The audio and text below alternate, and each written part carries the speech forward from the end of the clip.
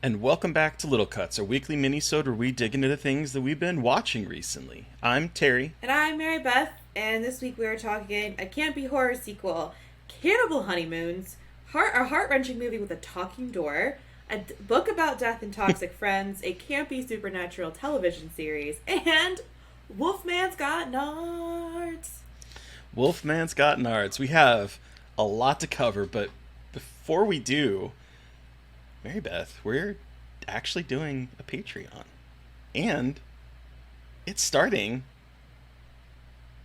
less than a week from today. It's an exclusive announcement.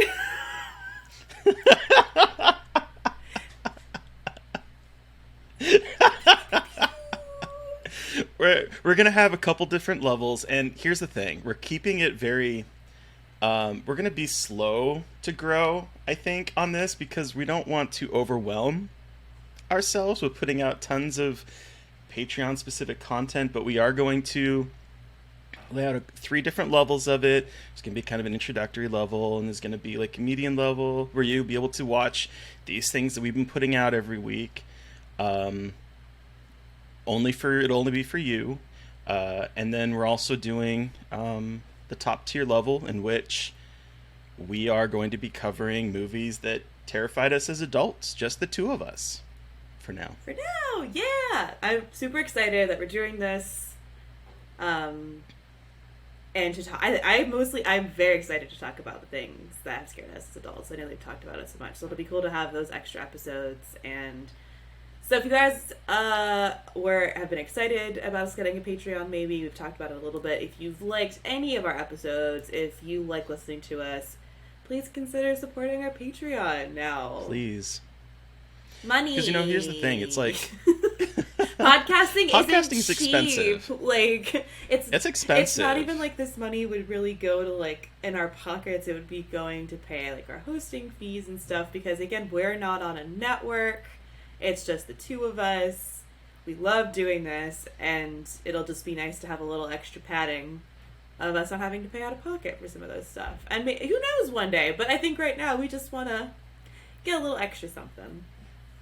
Well, and we've been talking about it for a long time, Yeah. but we're honestly just sort of like, I don't know, I don't want us to get into a situation where we're just like constantly putting out a whole bunch of episodes and wearing ourselves to the bone. But then also people kept asking us, is there a way we can support you with Patreon and stuff? So we're going to test those waters. So this will actually be the last video episode that you will see for free for Little Cuts. That's going to be moved to one of our Patreon feeds. We're testing out the waters and getting all the kinks worked out. So that'll be one of the things. So if you like watching our pretty faces or watch me try to make ideas of what a predator's penis looks like, or see the cats doing whatever weird bullshit they're doing behind me, whatever cool hats we're wearing the Sasquatch hat. So yeah, consider supporting us on Patreon. And what is going to be our very first debut episode of this Scarred for Adult Life? What do we call it? I don't even know what to call it. But if you guys have ideas for what we should call it, let us know. We're going to be talking about a movie that has come up consistently across the board since we started this podcast. The Argentinian horror film Terrified is the first episode. So there was no brainer on what the first movie had to be. No. Yeah. It's been a drinking game. Yeah. It comes up. It seems to come up more episodes than not. That one and Hereditary, come up more often than not. It seemed like the perfect episode to start off on. So if you want to listen to that, our Patreon will start, I guess, on the 1st. And then we're doing those episodes, did we say once a month? I can't. Once a month. Yeah. Mm-hmm. So those will be once a month. Yeah. Yay. All right. So that aside, let's talk about a campy sequel. Yay! Okay, so last weekend I was in Miami for the incredible genre film festival Popcorn Frights. This is the first summer I've been traveling for festivals ever, so it's been really cool to go to some of these bigger fests and smaller fests, and Popcorn Frights is a smaller one, but it was so much fun, and there were a lot of titles there that I actually had really never heard of or hadn't seen before, which is always exciting because I feel like we're getting to that time of the year where either new things are coming out in October or it's the same stuff. So I was really excited for this festival. I watched, I think, like 10 or 12 movies over the course of a couple days. My eyes hurt, but it was so much fun. It's like, that's a lot. I know. So all the movies I'm talking about today are from that festival. So this first one is The Barn Part 2 by Justin Siemens. So this, okay, and I was not going to initially see this movie because I wasn't sure if it was like The Barn Part 2 as like a joke title, you know what? Because we had like, you know, the third Sunday in October stuff, but it is in fact a sequel to The Barn. And I hadn't seen that, so I thought, I'm not gonna go. We went to a festival party, but they were like, the festival organizers like, you have to see this. Like, I promise you, it's gonna be so much fun. You have a little bit of a buzz on. Like, we had been drinking. Like, you should go see it. So a bunch of us had it over. Like, all right, fine, fuck it, we'll try it. Best decision we made the whole weekend to go watch this movie. Hell yeah! So, The Barn Part 2. Follows after the events of The Barn, which basically is some teenagers. One of them survives after these like crazy monsters attack, and it's like a year later. And a sorority is building a haunt for a fundraiser because they can't have one on campus anymore because of a lap dance incident. So they go to this barn, and in this barn is where these creatures come from this well of this barn, and they have the haunt there. These creatures come to life and massacre. There's like over 60 kills in this movie. It's incredible. It's crazy. Holy shit. So it's a movie that has no right to be as good as it is, and I mean that in a positive way. I mean, but it is like a pitch perfect capturing campy 80s horror aesthetics and sensibilities, but putting a ton of love into it and like putting the love of practical effects into it, because like, yeah, it's kind of cheesy with some of the line delivery, but it's supposed to be. But the monsters in this are so incredibly designed, and this guy did all of this in his backyard. This guy Justin Siemens. So the first movie he made on his own. He quit his job to make it. He put it out. It got a pretty big cult following, and he was able to and then he got the second one funded on Indiegogo, and he was able to make enough money from self-distributing the first movie that he built his own little like production house in his backyard, and he made the entire The Barn Part 2 sans like a couple exterior shots in this like 60 by 40 shed he built in his backyard in middle of nowhere, Pennsylvania, or like near Pittsburgh, Pennsylvania, or middle of nowhere, Pennsylvania. So like, knowing that, like, it was even so, I didn't know that till after the movie was done, like, because during the movie I was like, this is so fucking impressive, like the monsters and the design, like one of the, it almost gives like Halloween 3 Season of the Witch vibes a little bit in terms of like the mask design, but it's very different, but that's kind of the comparison I'm drawing with the kind of masks and prosthetic heads. There's one of them is a giant rotting corn cob with candy corn teeth, and it's just like the most incredible monster design, and the kills are disgusting and gnarly, and it's just so much fucking fun, and there's so much heart put into it. Linnea Quigley is in it, Lloyd Kaufman's in it, Joe Bob Briggs is in it, Darcy the Mail Girl is in it, like all of these wild cameos, and it's fucking awesome. And I think he's self-distributing. Doug Bradley? Yes, Doug Bradley that's right, Doug Bradley's also in it, so. Pinhead. Mm-hmm. And I think he's self-distributing it for this Halloween as well. So like, I haven't watched the first Barn yet either, just watch the second one when it comes out. It's so fucking hell yeah. Yeah, I had a really good time with it. That sounds like a lot of fun. It was. And okay, so here's even like here's a really weird fucking part of this whole story, is that in front of us there was like the director and then his wife, one of the stars, and one of the stars had a guest with them, and they were kind of like, it was like a midnighter, so we were all laughing and being a little bit like loud. And so there's the woman with this guy is like an older black woman who's wearing like these sparkly cowboy boots. Like, she's obviously like getting her life. every time she sees someone that she knows from horror, she points and like is like, I know who that is, and like she's having the great time. Guess who she was? Who? Muhammad Ali's wife. What? It was the weirdest thing ever. It was so weird. Random. And the only reason I know this is because like at the Q&A, the guy got up and was like, I just want to share everyone that Muhammad Ali's wife is here with us tonight, and it was her, and it was just like, it was. I was with Angel from Fangoria, and we both looked at each other and we're like, are we in the Twilight Zone? Like, we were like, is this really happening to us right now? Like, it was just, the movie was so bizarre in a great way, but like the vibe was already so funny from that, and then he revealed that, and we were kind of drunk, and I was just like, what in the hell is happening right now? It was incredible. Hell yeah. Yeah, so.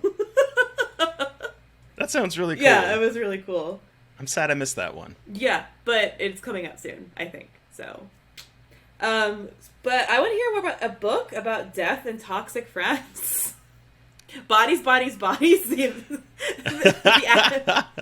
official novelization. Yeah, how did you know? No, so one of my I think he's probably one of my favorite like modern horror authors, Paul Tremblay. Okay. He has a new book out called The Pallbearers Club. Okay. And this is the author behind A Head Full of Ghosts, which was so good. Have you ever read A Head Full of Ghosts?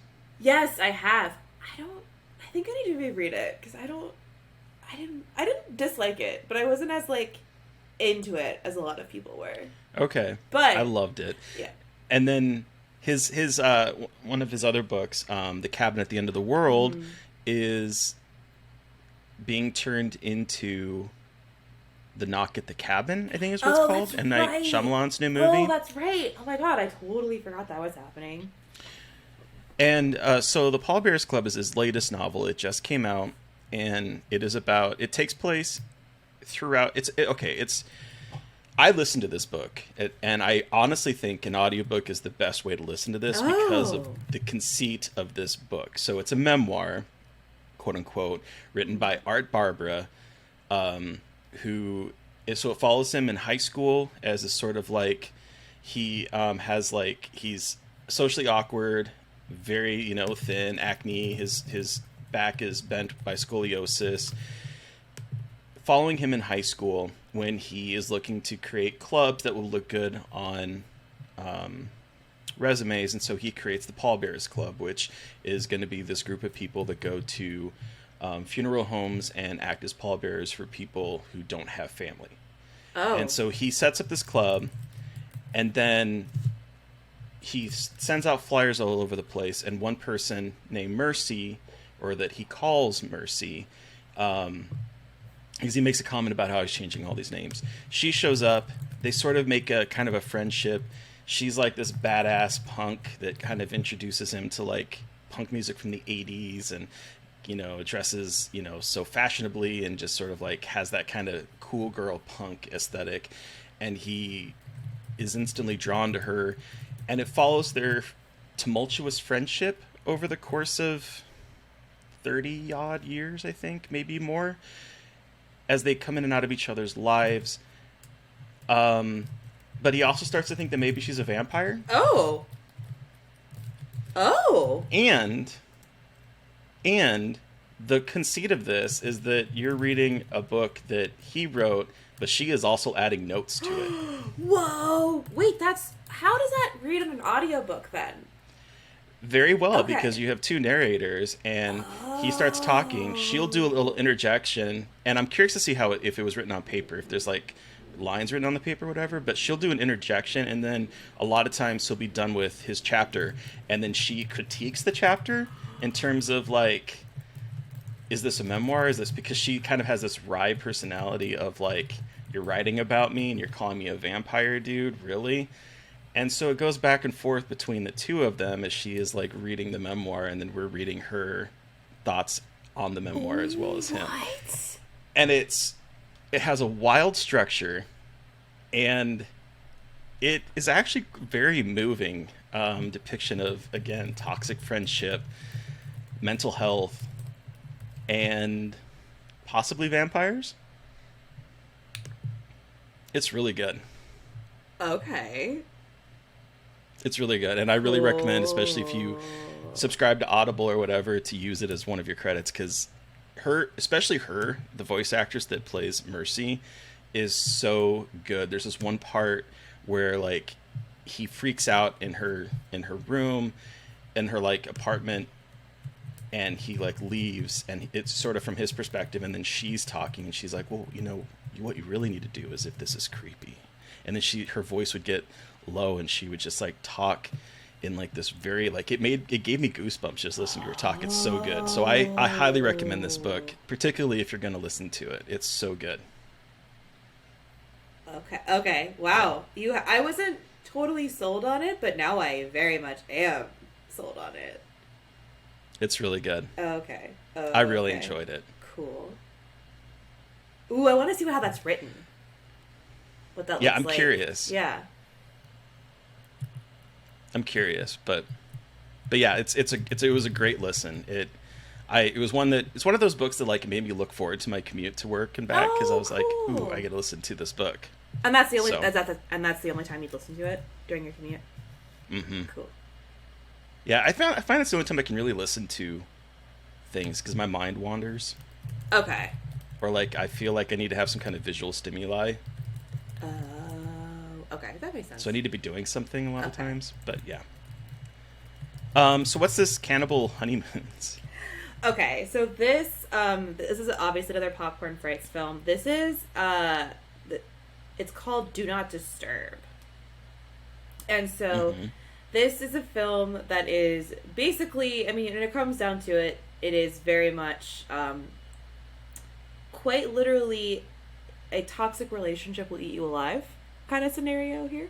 Okay. So, a couple that have just gotten married are going to Miami on their honeymoon, and like from the get go, like they do not seem happy to be married. Like they are spending their honeymoon in the off season in Miami and in a kind of a seedy adults only hotel that is, you know, relatively cheap because they don't have a lot of money, and the resentment between the two of them is incredibly palpable. Like they are the most like, speaking of toxic friends, this is the most toxic couple I think I've seen in horror in a while. I mean, think Danny and Christian from Midsommar like turned up to 11 kind of scenario. Okay. Like if Wow. they got married and then got pregnant and had a miscarriage and were trying to deal with that kind of situation.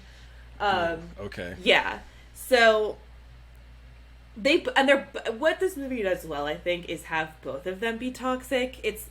And I think that's what I like a lot about it, is they're both very toxic people, and you're a little bit more on her side because he is an asshole, but like they're not, neither of them are great people. But so they're trying to, like, you know, they're talking through their shit, and they go to the beach, and this guy out of nowhere appears and was just like having a breakdown, throws a bunch of peyote at their feet, and then walks straight into the ocean and disappears. Oh, okay.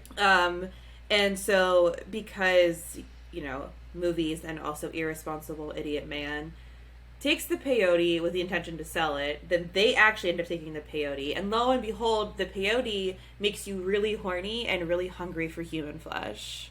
So basically, they do a bunch of drugs that turn them into sex-crazed cannibals. And then it all kind of takes place in a hotel room as they piece things together, and everything goes to shit. And it is funnier than it should be. It is so gross, and there's a moment in it that had me fucking cheering because it was absolutely incredible. I was cheering while a grown man behind me said "what the fuck" very loudly.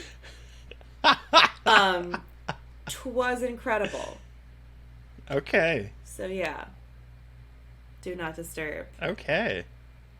Yeah, and like so in watching it, like it doesn't really get bloody until about halfway through, and a lot of what he's setting up, the director John Ainsley is setting up, is like he's making like a relationship drama, and then turning it up to 11 with cannibalism. So a lot of it is you watching this just absolutely fucked dynamic between the two of them, and then once it starts getting bloody, you're like, oh, thank God, like that, like they're finally like, I don't know, getting what they deserve kind of situation. Like it's very, it's wild. It's wild. There's that one point a man is cradling an arm, crying, and it is both the funniest and most fucked up thing, and it's just. It's incredible. It's incredible. It sounds like my kind of humor. Yeah, exactly. Like it's so grossly funny. It's wow, incredible. Oh, I am so sad that I missed these movies. So yeah, that was really fun. That was a world premiere, and that one doesn't have distribution yet, but hopefully it will soon because it is good. Very much a good. Yeah. It's very, and it's gonna. I keep comparing it to Midsummer because it's got that vibe of like, well, she's also toxic, but good for her kind of scenario. Where like, yeah, she kind of sucks too, but like he really sucks, and this is incredible. Like, it's the that kind of movie. So, but also a campy supernatural TV series. Tell me more about this. Yeah, so I finally watched Los Espookys. I need to watch Los Espookys. Oh my God, Mary Beth, it's so I've good. heard So the first season premiered in 2019, 3 years ago, and season 2 is finally coming out in September. And I've seen both seasons. I can't talk about season 2 yet. I'll talk about it later. So that should tell you that I enjoyed it. But you didn't hear that from me. But so Los Espookys is it's a show on HBO, thankfully on HBO and not HBO Max, because I think it has a better chance of being renewed because it's an HBO show. But it is about a group of friends that are into spooky, ooky things, and they kind of get together haphazardly to create this business that provides horror to those who need it. So like the first episode, they like end up getting roped in by this priest that is not as popular as his younger father, fellow priest father, not his father, but fellow priest father. And so he wants to stage an exorcism so that people will pay attention to him. So he hires them to create an exorcism so that he can get respect. And so they do that, and it sort of launches this career where they're trying to go out there and they get customers to do various spooky things. And the set design that they do is so incredibly ridiculously cheesy, and everyone yet believes everything that happens. And it's so fantastic. Meanwhile, there's like this actual supernatural side story that's going on where one of the friends, his name is Andres. He is like the first line out of his mouth pretty much is like, I have to tell you something. When I was just a baby, I was left on the steps of an orphanage, and my parents found me, and then the priest said that I have a darkness in me, and he tells us that like two people, like he just has like this random weird ass backstory. So then one of the other characters is named Tati, and she is introduced when they're talking to the priest, and she is playing his fan, in which, I mean, they have a fan that's not working, and she is spinning the blades of the fan to try to cool him down.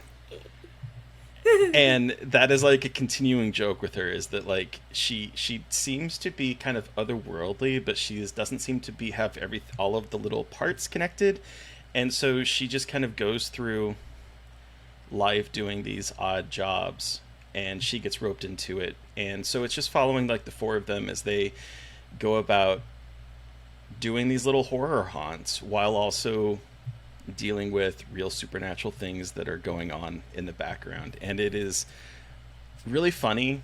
It's just utterly delightful. It's very queer.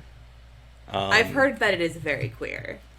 Like, I think pretty much most of the characters are queer. One of the characters, I believe, is asexual. Oh. Which you don't really see a whole lot of on film or television. Yeah. And so there's just it's a delightful show. And the second season, again, it's 6 episodes, 30 minutes each, and the second season starts in September. And I really recommend getting on board with this one. Fuck yeah. I need to watch it. I've heard a lot about it. I think it's very much up my alley, and I just haven't. But can I watch it on HBO Max? Yep, it is on HBO Max. It just is what a is the difference? Does it mean like it? Because what's the difference at this point now? So the difference is that if it's an Help me. HBO show, it's airing on television. It is a cable show. And HBO Max also has it. If it's an HBO Max original, then it is only on HBO Max and is not aired on television. So anything that was like an HBO Max original is just through the HBO Max. This is all so fucking dumb. But anyway, It okay, is. cool. But the good news is that because it is an HBO show, it has a better chance of surviving the HBO original series. Yeah, you did say that. Axing. That is like the Yeah. benefit of it. Because most of the HBO That's Max fair. shows are kind of going through the fucking ringer, but anything that's been on HBO seems to have a better shot of surviving the shit that's happening. So we'll see. But yeah, really good. Really, really fantastic show. I just... Is it I fell in love with it. 30-minute episodes? Mm-hmm. Okay. Even 30-minute better. episodes, 6 of them. Easy breezy. Fuck yeah. Okay, cool. Okay. What is this heart-wrenching movie with a talking door? When I saw this in the notes before we recorded, I was like, wait, a talking door? Yes, yes. So this is actually this is the movie Breathing Happy Okay.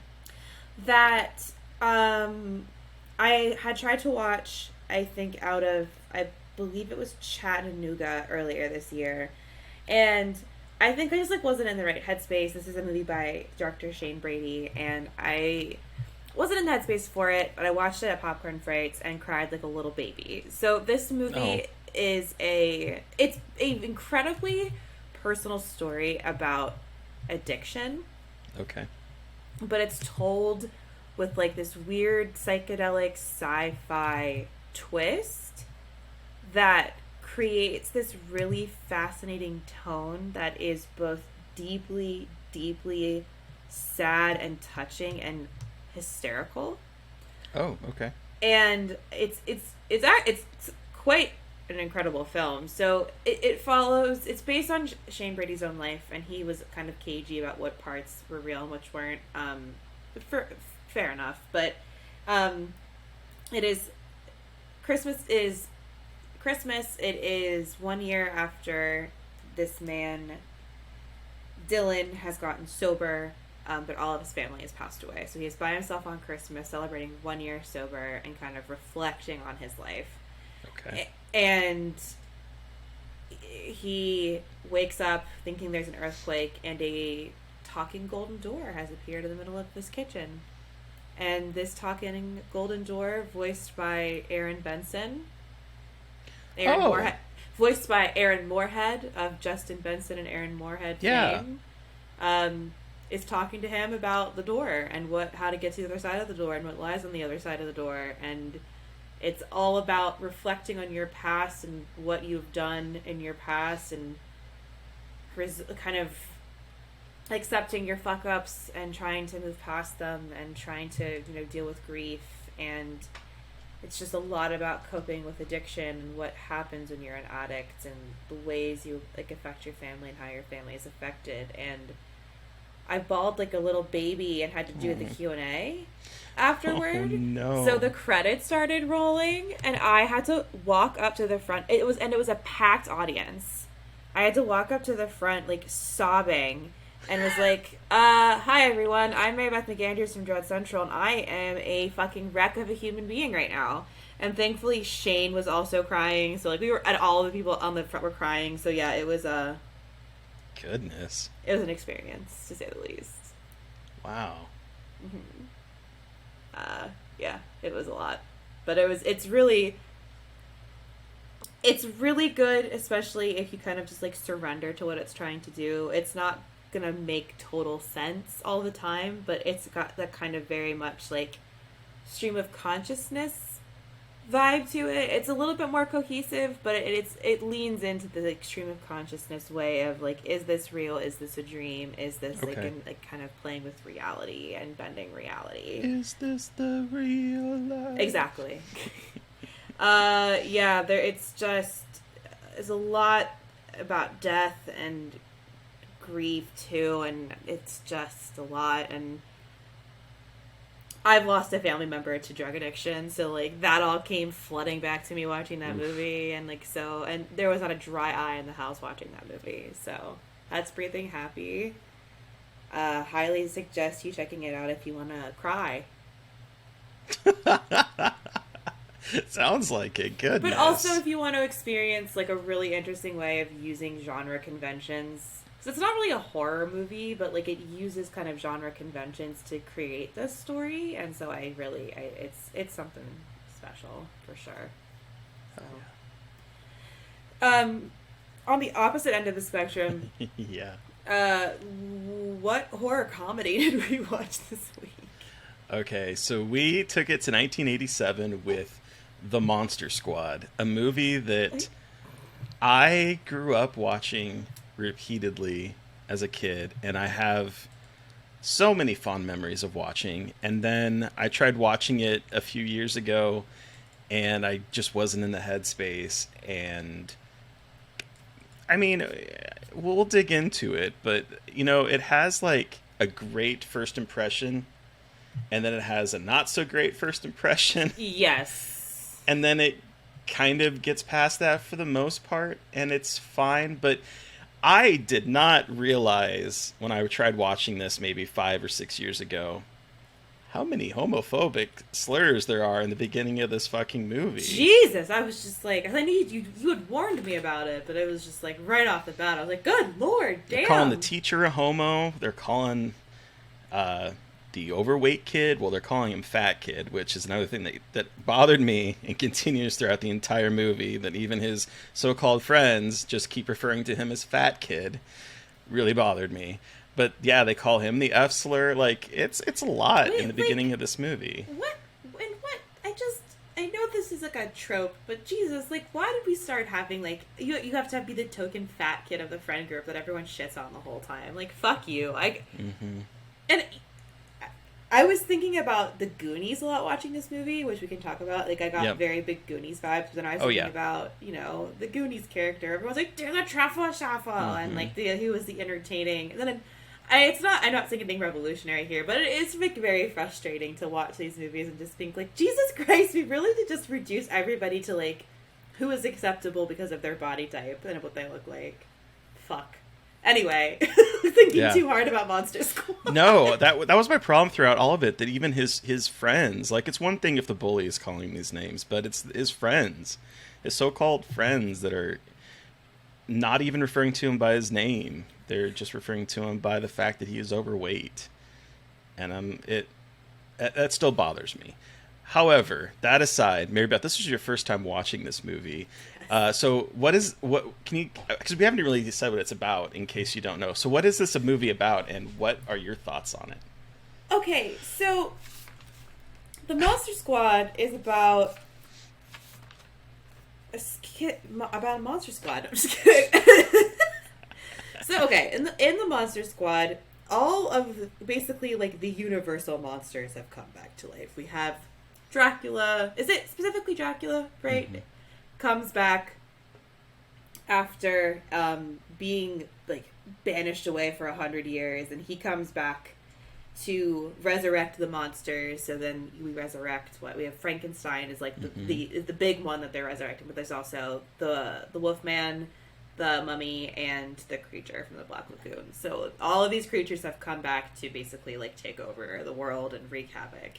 And it is up to the titular Monster Squad, a group of young elementary school boys and one junior high boy, I believe, who know everything and anything there is to know about horror movies and must use their knowledge to defeat the monsters who are trying to take over the world. Yeah. That's the long and short of it, yeah. What did you think?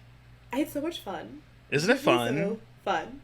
It immediately the cold open got me, where it's like in the past, and there's like a whole ritual where they're trying to banish Dracula back into like a portal and get rid of him, and there's an amulet, but like there's a transformation sequence of Dracula as a bat, or coming like from a bat to a human, like right off the bat.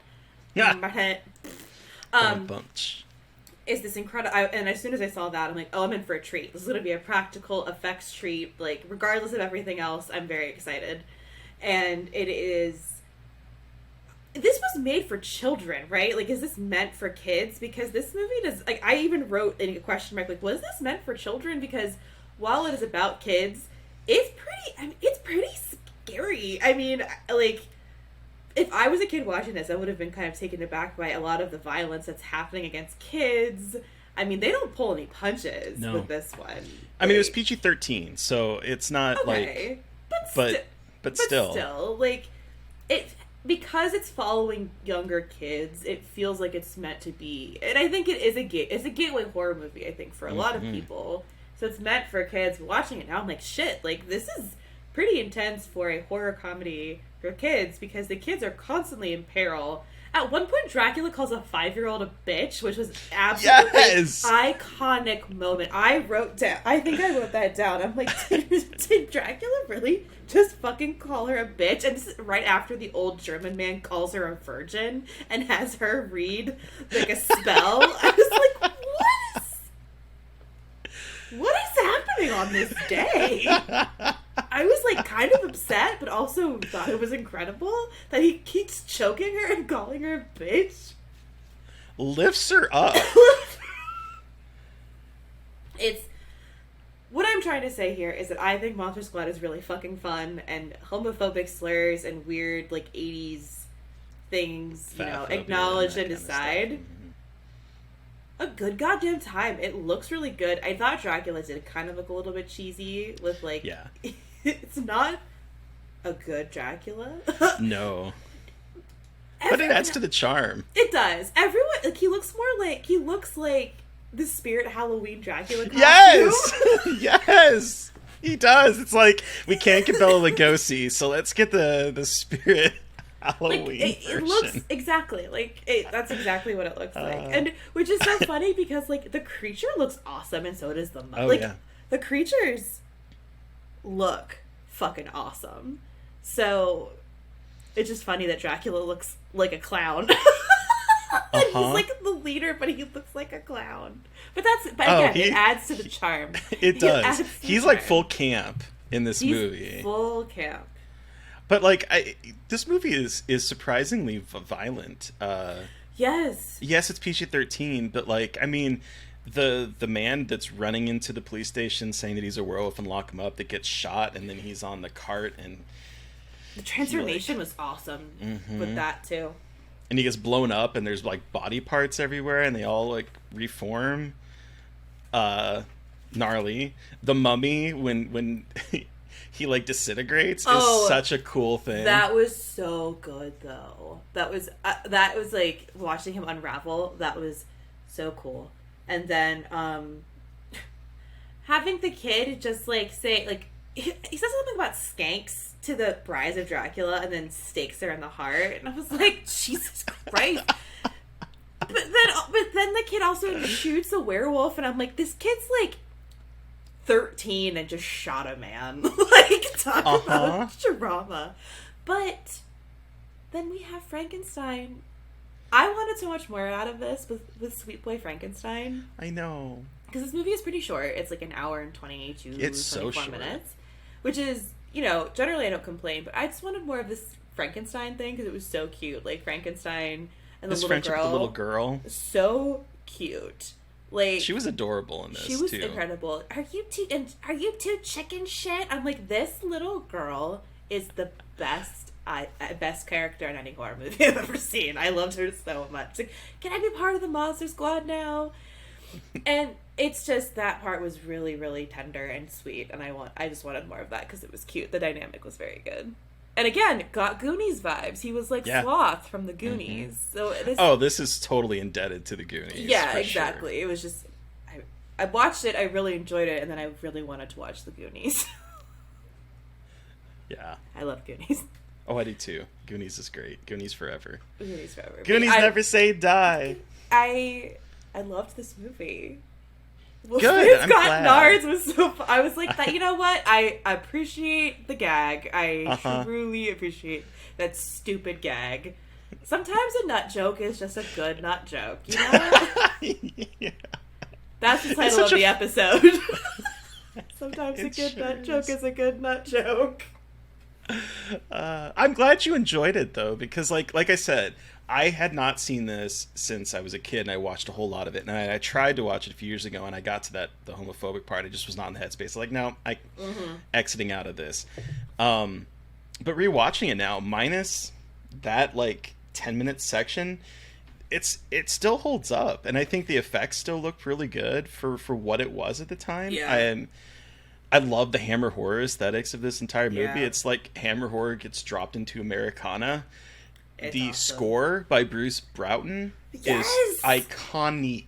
I think I wrote almost that exact same thing in my notes about how the score is like so incredibly cinematic and feels like this like big horror movie. And it felt like almost like Spielberg a little bit. I got like Spielberg-y, like kids doing something crazy cool vibes.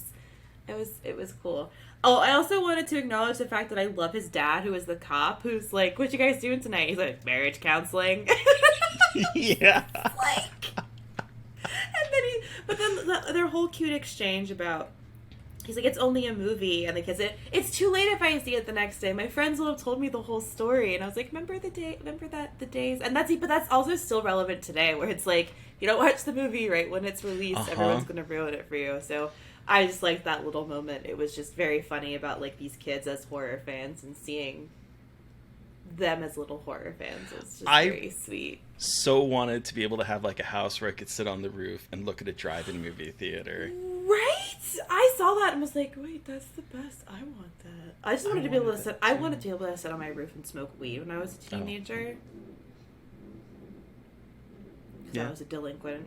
But if I tried to do that, one, we were on a busy street and it would be the most unsubtle thing in the world, and two, my ass would have fallen off the roof like in 2 seconds. There's just no way I would have survived. Also, with the Goonies connection, the actress that played Mrs. Walsh is in this too. She plays the mom. Oh, same mom. Huh. The more you know. So there you go. There you go. Well, okay, so we talked about the Monster Squad, but Terry, what are we watching next week? We are entering the 90s with the 90s. We're here. I'm so excited to be here. A really fun and funny, from what I remember, it's been a while since I've seen it, slasher pick, Popcorn. It takes place in a movie theater. And so excited. From what I remember, is one of the better horror movies from at least the mid early 90s. Really? Mm-hmm. Okay, cool. I really enjoyed this one when I saw it. I'm stoked. The poster is so fucking cool. Oh, I always love the poster, so I'm excited to watch it. It's on Shudder, right? It is, yeah. I'm very excited. Even better. But also exciting, who are we chatting with Monday, Mary Beth? On Monday, we're chatting with actress Siobhan Williams. She plays Laura Kearney in the video game The Quarry, which I know a lot of us played. And she brought with her the best movie of all time, Stuart Little? Fuck off!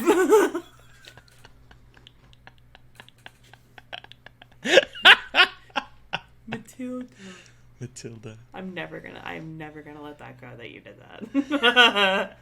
But yes, Matilda. I love Matilda. Yes. Oh my god. And this was a fun conversation. She was utterly delightful, and Yes. she plays one of my favorite characters in The Quarry. She's for those that are not good with names, she's the woman from the opening scene that goes missing and then returns with a vengeance. Yeah. So listeners, you heard from us. We want to hear from you. Did you watch anything that we've watched this week or read anything that we've read this week? Do you have suggestions for things we should talk about? Do you have suggestions for Patreon stuff? Send us an email at scarredforlifepodcast@gmail.com or reach out to us directly on Twitter. I'm at MB McAndrews. And I'm a Gaily Dreadful. And of course, don't forget to follow the podcast on Twitter at Scarred Podcast. And please don't forget to review, rate, and subscribe. We are at 99 ratings on iTunes. We're one away from 100. So that'd be really cool. And also, in less than a week, Patreon. Patreon! Support your content creators. Support your local... Throw a coin to your local podcast creator. Thank you, Eric Parr, for artwork. Thank you to Sean Keller for music. Thank you, everyone, for listening. Please stay safe out there, but most importantly, stay creepy. And until next time.